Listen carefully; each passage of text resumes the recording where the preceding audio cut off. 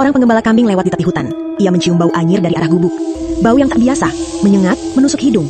Dengan langkah ragu, ia mengintip lewat celah dinding. Dan di sanalah ia melihat mayat Dara dan bayinya, terbaring bersimbah darah, kaku dan membiru. Wajah Dara damai, tapi ada senyum yang aneh di bibirnya. Senyum tipis, seolah ia masih memeluk sesuatu yang tak terlihat. Warga pun datang. Lalu mereka menggali tanah di belakang gubuk itu. Tanpa belas kasih, mereka menguburkan mayat Dara dan bayinya tanpa doa, tanpa upacara, dan tanpa batu nisan. Hanya ditutup tanah dan daun kering. Bagi warga desa, Dara adalah aib. Dan aib harus dilenyapkan secepat mungkin. Malam-malam berikutnya, sesuatu berubah. Angin di sekitar hutan bambu menjadi lebih dingin. Beberapa warga mengaku mendengar suara tangisan bayi dari arah gubuk itu. Tangisan lirih yang memanggil-manggil. Lalu berubah menjadi tawa pelan perempuan. Tawa yang sangat mengerikan. Tawa yang belum pernah mereka dengar. Anjing-anjing desa menggonggong tanpa sebab, terutama jika lewat dekat hutan. Di desa itu, seorang anak kecil bahkan berkata ia melihat tante muda berbaju putih menggendong adik kecilnya berdiri di bawah pohon pisang di belakang rumahnya. Ia mendengar suara dari wanita itu berkata, "Nak, kelak besar jadilah orang baik, karena dunia manusia hanya baik sesaat, namun buruk selamanya." Lalu wanita itu menghilang. Tak ada yang berani menyelidiki. Gubuk itu dibiarkan kosong, ditinggalkan. Tapi malam-malam di desa itu tak pernah lagi terasa tenang, karena arwah Dara belum merasakan ketenangan dan keadilan. Sejak malam itu, warga desa mulai mempercayai bahwa arwah Dara belum benar-benar pergi.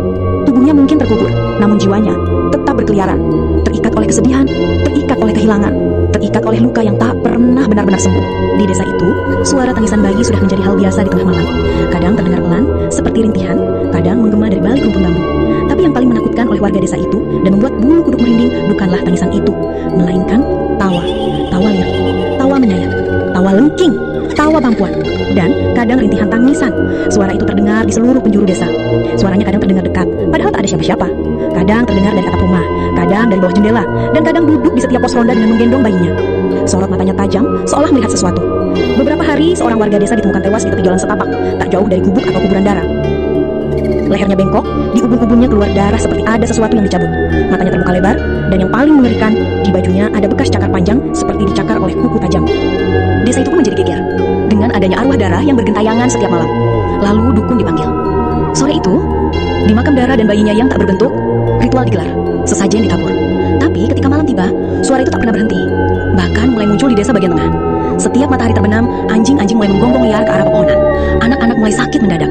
Bayi menangis tanpa sebab dan bahkan menangis saat sedang digendong. Seorang bidan desa yang bertugas di desa itu, ia melihat sosok wanita bergaun putih penuh darah berdiri di pojok rumahnya, tepat di bawah pohon jambu air. Rambutnya panjang menjuntai hingga ke tanah. Wajahnya tak terlihat. Ia memeluk sesuatu seperti bayi yang ditutupi kain kafan. Lalu ia mendengar tangisan bayi, seperti bayi yang sedang lapar. "Jangan nangis, nak. Biar ibu yang susui." Suara itu berkata, lembut tapi dingin, disertai dengan suara tawa yang terasa sakit. Bidan itu pun menjerit dan pingsan. Saat ia siuman, ia menceritakan hal itu. Namun, malam itu juga, mereka memilih meninggalkan desa itu bersama rekan kerjanya dan tak pernah kembali. Di tengah ketakutan itu, kepala desa akhirnya memanggil seorang kiai tua dari kampung seberang. Sore itu, mereka bersama warga mendatangi tempat kuburan Dara dan bayinya. Di sana mereka membacakan doa, menyiram air yasin di sekitar gubuk, lalu membakar dupa di dekat kuburan Dara. Namun di malam harinya, kiai itu bermimpi buruk. Dalam mimpinya, ia berada di tengah hutan bambu. Kabut tebal menyelimuti di sekeliling, lalu dari balik kabut, Dara muncul. Wajahnya pucat, matanya hitam legam. Ia menggendong bayinya yang diam, kaku, dan membiru. "Kalian mengubur kami tanpa doa, tanpa nama, tanpa cinta, tanpa belas kasih. Kalian mengubur kami seperti mengubur bangkai binatang," ucapnya lirih, menangis, dan tertawa. "Jadi, jangan salahkan aku bila aku tetap di sini."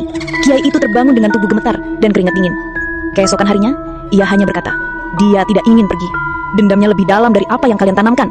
Sejak saat itu, warga desa tersebut satu persatu meninggalkan desa itu, termasuk ibunya. Sejak saat itu, gubuk Dara runtuh. Hanya menyisakan sedikit gundukan tanah dan bebatuan yang tak teratur, dan pohon bambu. Tak ada yang berani membangunnya kembali. Di malam-malam tertentu, terutama saat bulan gelap, suara Dara dan bayinya masih terdengar. Kadang tangisan lirih, kadang tawa serak, kadang tawa melengking. Begitulah kisah tentang Dara, seorang wanita muda dan cantik yang mati dalam kesepian, yang mati tanpa dilihat, dan mati tanpa keadilan. Ia kembali dalam wujud dendam. Kini, ia dikenal dengan satu nama yang ditakuti, yaitu Kunti Lanak. Kunti yang berarti arwah sang ibu sedang menggendong, dan Lanak bermakna anak atau bayi karena mati bersama dan dikubur bersama tanpa ritual ataupun doa. Istilahnya, dikubur dengan cara tidak layak, tanpa kasih sayang, dan tanpa peri kemanusiaan. Maka arwahnya bergentayangan sepanjang umur dunia. Ia bukan hantu biasa, tapi jiwa yang hancur oleh pengkhianatan, aib, dan kematian tak wajar. Ia tak ingin meneror semua orang. Ia hanya ingin dunia tahu bahwa dirinya pernah hidup dan pernah sangat tersakiti. Dan, jika kamu berjalan sendirian melewati pohon bambu dan mencium bau bunga melati yang sangat kuat, jangan pernah menoleh. Karena bisa jadi, dia sedang berdiri di belakangmu, menggendong bayinya, dan berkata, "Aku di belakangmu."